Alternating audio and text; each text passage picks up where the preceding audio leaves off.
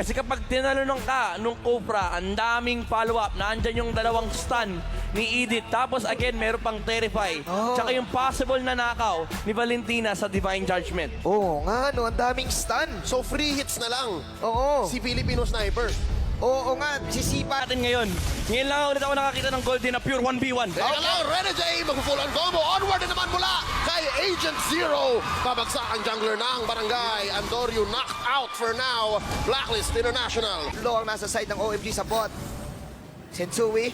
Papapla na ulti. Ito na. Live na nga, yan ang Divine Judgment. Mapapatay nila si Oheb.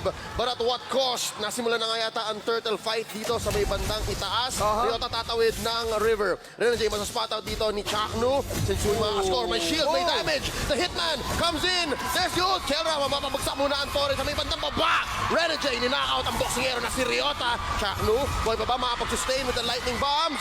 Sabi ni Renegade liga dito. Tatanong ko to. Haji with the Terrify and the combo. Si Mr. Haji. Oo, sabi niya.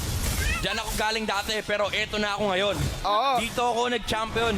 And malaki yung pinagkatapunan rito, Andorio na nakaw ng Actually, nirate niya 1 stars. Ninakaw eh. Okay. Takas ngayon, Renegade tatalon ngayon. Ang sagot, Kelra with the hard guard. Sabi ni Doc, dito ka muna, Andorio. O Mortal Coil out. Sabi ni Haji, kaya kita.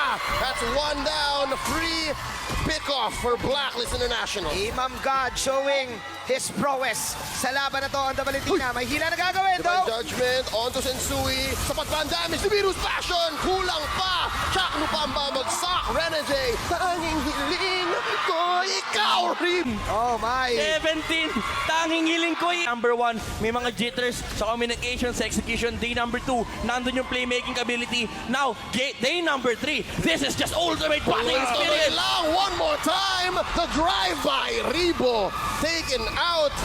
The Wow. GOAT. The Doc is out. Oh man, hindi na ube. Action Jackson type blacklist lang ating nakikita. Oh, alright.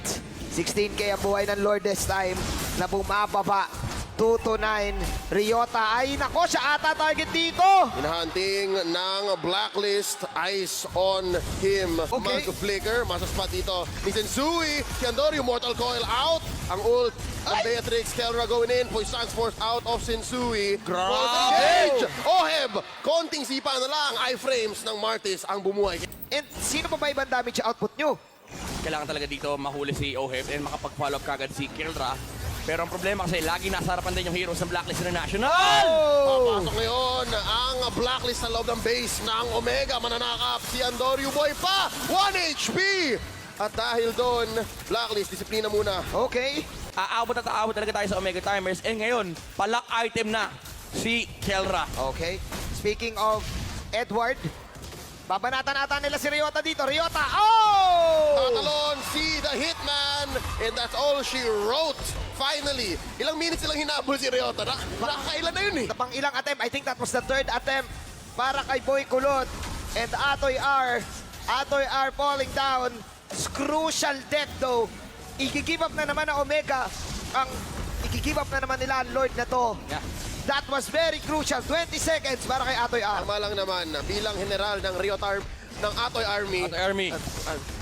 Yun lang talagang kaya niyang gawin eh. Oo. And medyo buy time na lang din eh.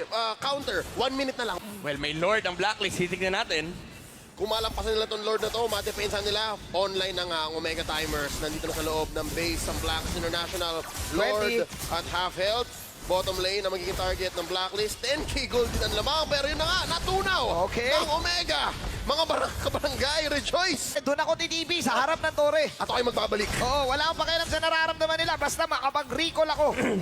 Mamaya na lang ulit. Tatoy R trying to make plays in this game. Trying to confuse Blacklist International. Eto na! And there's the pull. Mahila dito si The Hitman. Renegade, sasagot naman.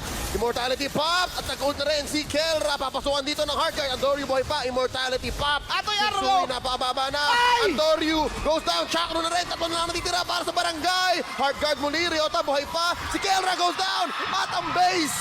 Blacklist draws first blood.